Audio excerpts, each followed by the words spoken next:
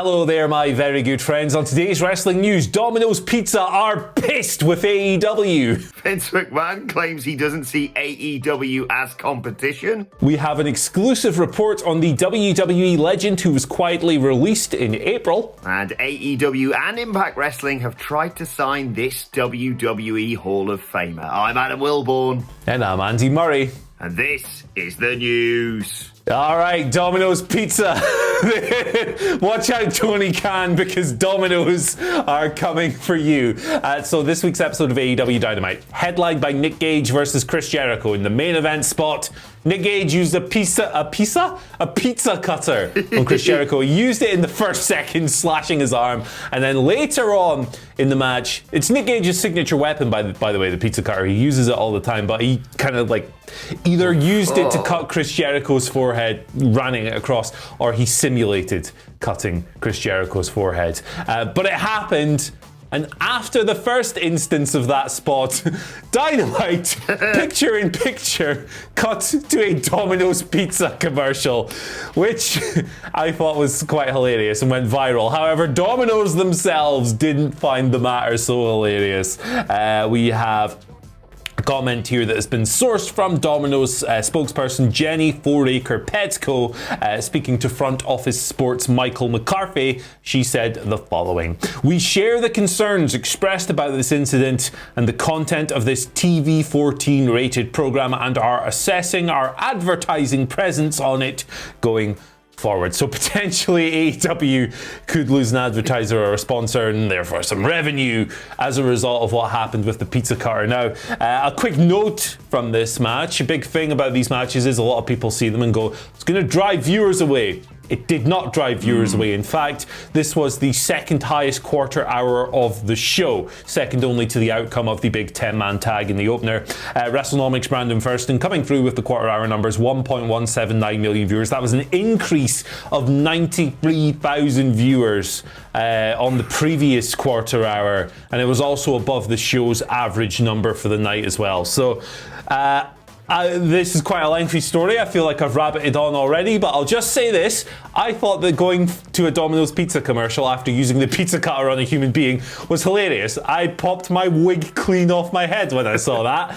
However, if I'm Danny Domino and I'm sitting in the Pizza Palace and I see this on TV, I'm probably pissed off as well. So I see both sides, is what I'm saying. Exactly. It was hilarious to wake up to on Thursday morning with that being shared all over social media. But yeah, I suppose from a standard boring marketing point of view, probably not best to be associated with death matches and Nick Gage. And like you said, Andy, I think a lot of people have harboured that belief. I've been guilty of it myself, that deathmatch wrestling is not going to be the thing that swings the pendulum in the balance for AEW. And yet, you look at the way the Texas Death Match was received and what happened this week and the change in viewership. Like, maybe they're just tapping into that niche that people have missed for so long. It's not necessarily certain people's cup of tea. Not really my cup of tea, if I'm honest. Very small doses, everything in moderation for me. But like you say, can't complain. And better news, I know you've got sources of your own, Andy. According to my sources, Papa John is MDK all day, so we're all good.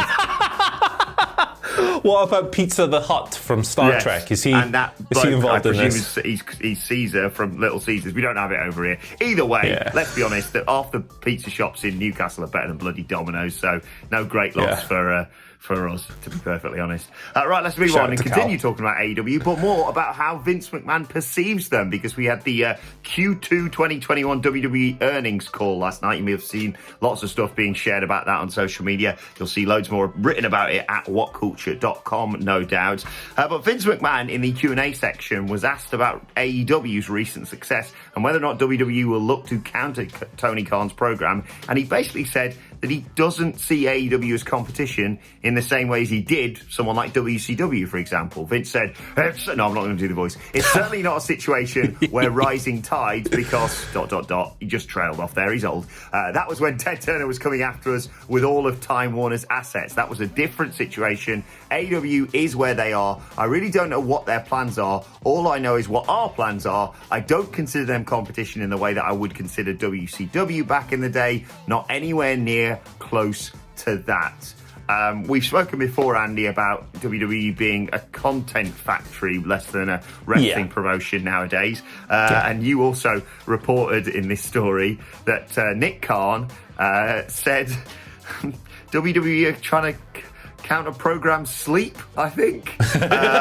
Look, I think they probably should see AEW as competition, because they did a 1.1 and they very nearly matched Raw's rating 18-49 this week. And I don't want to get into the ins and outs of the WWE versus AEW, but this isn't like me and you started a wrestling promotion and 5 people tweeted them about it, basically. Yeah, there's a lot of interesting stuff coming out of these two quotes. I did like Nick Khan saying the sleep was a competition, as you mentioned there. It's like Brian Alvarez pointed this out on Twitter afterwards. Brother, if the show was more interesting, sleep would not be competition. Let me tell you. But I mean, there are elements of truth to this. Like, obviously, WCW was much closer to WWE in terms of numbers and everything else, and there is a big financial gap between AEW and WWE that'll maybe close with the next round of TV negotiations. And there is a big gap in overall viewership as well, but the show Dynamite does creep up, particularly in key viewerships. It feels like every week at the moment. In key demographics, sorry. It feels like every single week at the moment. So, there's all kinds of stuff going on. I mean, you can't say it's not like complete competition when Triple H just spent the entirety of the Wednesday Night Wars counter-programming. Yeah. And look, AEW is doing a bit of counter-programming as well, holding the big event Rampage in Chicago, teasing CM Punk over SummerSlam weekend as well. So it swings both ways. Elements of truth on both sides. Yes. Right. Next, we've got an exclusive report here on one of the names, a backstage name, but a WWE legend and a WWE Hall of Famer who was let go by the company in April as part of a round of releases. Jeff Jarrett, gone from the company. Now, per our sources, Jeff Jarrett has already been reaching out to other parties to get himself booked. However, at the time we were informed of this, he was still bound by his non-compete clause. Don't know how long that non-compete clause is, or whether or not WWE will look at bringing Jeff back in at some point. May very well have been one of those situations where it was like, hey, we'll just cut you loose for a while, but we'll bring you back in. Don't know if that's the case, but the situation is what it is. Jarrett apparently gone from WWE. It's an interesting one. He was brought back to WWE in, was it January 2019? He was a producer at first. He'd been inducted into the Hall of Fame the year before. He was later made a full-time member of the creative team. He wrestled Elias on Raw, his first WWE match in 19 years. That he came back into the fold in the first place was interesting because of the acrimonious nature of his departure in 1999. And then, of course, in 2001, you got Vince McMahon calling him G-O-N-N-E gone or whatever on TV, very publicly letting him know that we won't be retaining your contract following the buyout, Mr. Jeff Jarrett. But this sucks. I love Jeff Jarrett. I think he's great. He's one of the all-time guys who is just tremendous at eking as much out of every opportunity as possible. I'm sure he'll come out of this landing on his feet, but he's got his My World podcast on the go. I'm sure Jeff Jarrett's going to pop up somewhere pretty soon, right? Yeah, exactly. In the words of Vince McMahon, he is Goonie again from WWE, quietly released a few months back. Surprising that for me. I think Jeff Jarrett is a real credit to wherever he is, to be perfectly honest. I think he's a good wrestling mind to have behind the scenes. And the fact that, like you say, he can just decide randomly to step back in between those ropes on occasion is always nice to see. I hope, it is just a temporary release and WWE do bring him back. But like you say, if it's not the case, once that no-compete has expired, he ain't going to be struggling for offers from elsewhere. And he's got that great podcast, genuinely one of the best wrestling podcasts out there that's not ours, of course. But speaking of WWE Hall of Famers, Fightful have found out that AEW and Impact Wrestling both made offers to one Kurt Angle following his WWE retirement. Angle has had several sort of back and forths with AEW. He dismissed the prospect of working with AEW in particular, and then they came back to him with another offer, and he turned it down, not for money or anything like that, but he just thought physically he couldn't live up to his very, very high standards, not capable of performing at his old levels. He was flattered by the offer, though, and in terms of Impact Wrestling, they offered him more of a sort of one-shot deal rather than a regular TV appearance, and again, he turned it down, despite his history with TNA, Impact Wrestling, whatever you want to call it. mixed emotions about this, Andy. I never want to fully admit to myself that Kurt Angle is finished with pro wrestling, but I got a lot of time for that bloke, and I like the fact that he can take that step back and go, am I just going to be, dining out on old glories and not being able to live up to, what a legacy I've got? And if that's the case, maybe I shouldn't come back. Fair play. Yeah.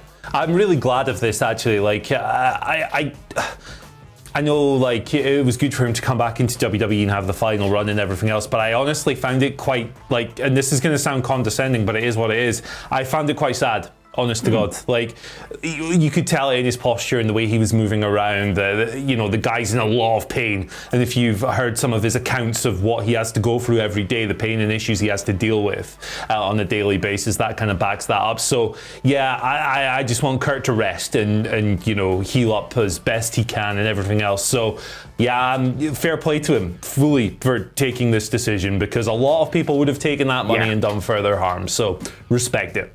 Exactly, and many wrestlers often chase that one final match to really sign off on, and I was not thrilled by the prospect of him versus Baron Corbin being his final match, but if that's what it is, and he's, like you say, that's what he's decided, I think we should just all learn to respect that decision more and more with older wrestlers, because forcing them back out time and time and time again, you just, what's it called, chasing the dragon, I suppose, with your final wrestling match. So yeah, good for you, Kurt. Right, let's move on to your Twitter questions at WhatCulture WWE, of course. First question today comes from Mysterian Jr., who says, morning icons, with CM Punk's inevitable debut in AEW, still can't believe that that's a thing, how many people do you think tune in to that first show? I'm going out on a limb and saying 2.5 million. Hashtag think big, Andy. 2.5. I like your ambition. I really do like your ambition. I'm not going to go quite so high. It is CM Punk, but it is also potentially Rampage. It's 10 p.m. in the evening. It's Friday night. Dynamite didn't do too well in that 10 p.m. Friday night slot before. However, they will not have the NBA as competition this time around. I'm going to be a bit more conservative. I'm going to say 1.5 million for that show, taking into account the boost you will get for the Punk hype, but also the concerns you might get for the time slot. I do think that ticket-wise, the show will sell out, however, and I do think that long-term, CM Punk and Daniel Bryan, if he signs on as well, will be huge ratings boosts to AEW. They weren't necessarily huge ratings boosts in WWE, but if you think about the type of fan AEW has, Punk is going to be the icon of pro wrestling for a lot of these people. There's a different audience, they appeal to them in different ways. I think there'll be huge boosts. Yeah, absolutely. I'm excited. I'm hopeful for big things. I always want wrestling to be seen by a wider audience, and certainly the very casual wrestling fans that I've spoken to have gone, oh yeah, maybe I'll check out this AEW if they haven't done so already, with the news of Daniel Bryan and more likely CM Punk appearing very soon. 2.5 is a stretch. I think you're more in the right ballpark there, Andy, but I hope it does a bloody 6.9. A, because that'd be nice, and B, because, yeah, wrestling. Everyone should bloody watch it. It's great. Right, second question today comes from Frankly Salinas, who says, is it safe to assume that Jericho will use the frog splash in homage to Eddie Guerrero against Hoovy as a way to acknowledge that Eddie was top tier? No Eddie Guerrero slander allowed here. Yeah, don't talk all that bollocks about him being a B-plus player. What a load of nonsense that was last week. But I like that idea, Andy. Yeah, I like it a lot. They were all part of the same cruiserweight division and everything else. Would be a nice tribute. This Five Labor stuff is just great pantomime, isn't it? It's just fun. Like, obviously, a lot of people wouldn't have cared for the death match and everything else, but the idea that you've got Hoovy Guerrero coming in, it's great banter. I'm here for it. And yeah, I mean, that B-plus player comment is thankfully buried in last week, because it belongs in, I don't know, like 1932. It's complete garbage. Yeah, how about we stop trying to do these shocking hot takes on Twitter, eh? And yeah, I love that as an idea. And yeah, nervous excitement, as always, with how on earth this next Labour of Jericho is going to play out. Final question of the day comes from Matt Ryan, a.k.a. Aussie Dead, who says, wrestlers have appeared on various game shows like Family Feud and Deal or No Deal, but which wrestlers would you like to see appear on any game show? Oh man, one for the UK viewers here. I want to see Baron Corbin, Happy Corbin, on Pat Sharp's Funhouse, because that guy, the way things are going, could use a dose of fun in the house. Yes. I really do quite like this new Baron Corbin character. I'm gonna have to I like it too. Today's SmackDown preview podcast that it has completely grown on me from me going, It's great. what? He's just sad and broke to now being like, he got hit in the groin. That was pretty funny last week. Lol. I mean, I'd obviously love to see wrestlers that I don't really like take on the total wipeout course or whatever it's called. But I think the fairly obvious one for me, combining two of my favourite things, would be to pick any wrestler to go up against Vince McMahon on Get Your Own Back. More Dave Benson Phillips in our wrestling, please. Again, another obscure British TV reference there. I'll tell you what as well, it's not a game show, but I can think of a few I'd like to see on Crime Watch as well. Right, let's swiftly move on to today's and finally. Just a lovely post I saw this morning on Squared Circle that warmed the cockles of my heart. It was from a Studillo Goat, the user on Reddit. Apologies for butchering your name there. Just shared a lovely photo of Tony Schiavone with the AEW crowd, presumably from Dynamite this week. That just says, if you'd have told Tony Schiavone 15 years ago this would be his life in 2021, he wouldn't have believed you. Maybe the best feel-good story in wrestling. There's I'm a Tony Schiavone guy and a Tony Schiavone fan club sign there. It's just so lovely to see, Andy, and a nice thing for Friday. Wholesome Friday here at the Content Palace. You love to see it. And look, if you don't like Tony Schiavone, me and you are never going to be friends. That's how it works. QT Marshall better apologise properly, and this better not be a bloody trap, as much as I do want to see Serena Deeb turn heel, not turn heel, but feud with Britt Baker or whatever they decide to do with that. But yeah, much love from Tony Schiavone from all of us here at WhatCulture Wrestling. Absolute legend. Let us know your thoughts on that and all of today's news stories in the comment section below. Don't forget to like, share and subscribe. And subscribe to WhatCulture Wrestling on either iTunes, Spotify, wherever you get your podcasts from, for daily wrestling podcasts. Got the SmackDown preview coming later on today and Wrestle Culture with a hashtag Bloody Good Quiz. Plus, you can let us know your thoughts and Twitter questions on Twitter at WhatCultureWWE. Watch there. Follow both of us. You can follow Andy Murray at... You can follow me at Andy H. Murray. The H stands for Happy Birthday Marco Stunt. There we go. Happy birthday to him. What is he now, 10? Oh, come on, man. No, I love that guy. Happy birthday, Marco Stunt. Follow me on Twitter at Adam Wilborn. Follow us all at WhatCulture WWE. But for now, my thanks to Andy Murray. Thank you for joining us, and we will see you soon.